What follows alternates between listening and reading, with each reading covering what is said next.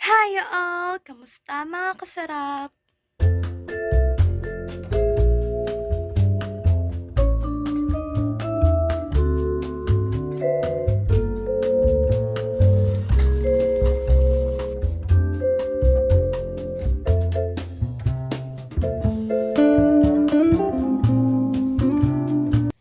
Kamusta mga kasarap? Welcome sa ating kusina! At ngayon, magluluto tayo ng dalawang potahe at siguradong mapapadalawang subo ka rin. Kaya, halina tayo at samahan niyo akong maghanda sa ating lulutuin. Kaya, samahan niyo ako simula umpisa hanggang tikiman! Dahil dito sa ABM community, walang lugi dahil panalo ka sa sarap. Bagong lahat, kailangan muna natin bumili ng sangkap para sa ating lulutuing marble potato at saka ang ating tuna sisig. Sa lulutuin nating tuna sisig, bumili lang ako dito ng mayonnaise, paminta, century tuna, itlog, oyster sauce, sibuyas, bawang, sili at saka ng cheese. Sa marble baby potatoes naman, bumili lang ako ng baby potatoes, sesame seed, butter, asin at asukal. Pagka uwi ko ng bahay, agad akong kumuha ng malinis na planggana at nilagyan ito ng tubig. Ilagay ko ang maliliit na patatas para hugasan ito ng maigi. Pagkatapos ay kumuha ko ng kalderong may lamang tubig at sinalang ito upang pakuluan. Nilagyan ko rin ito ng asin. Habang maligamgam ng tubig, unti-unti kong nilagay ang mga maliliit na patatas upang pakuluan ito para lumambot.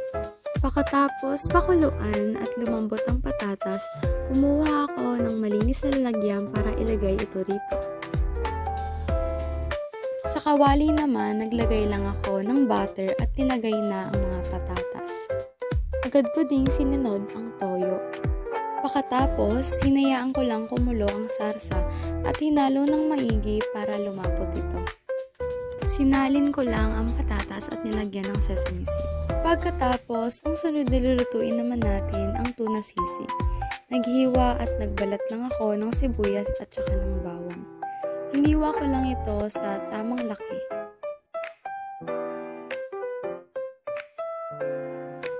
Pagkatapos, ihiniwalay ko lang ang sarsa ng tuna sa laman nito. Nagsimula na rin ako magpainit ng kawali at nilagyan ko ito ng mantika.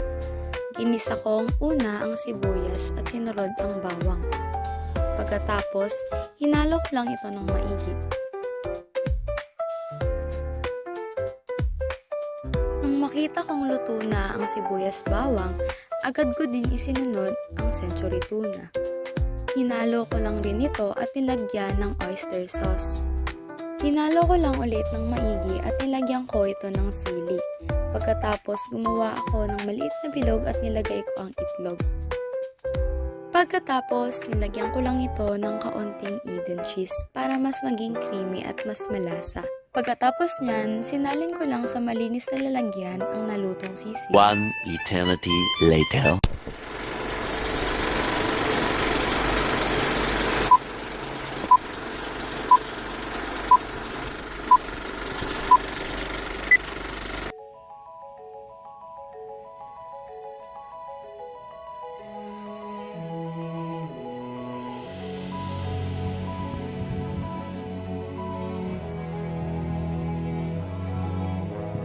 It was just two lovers sitting in the car.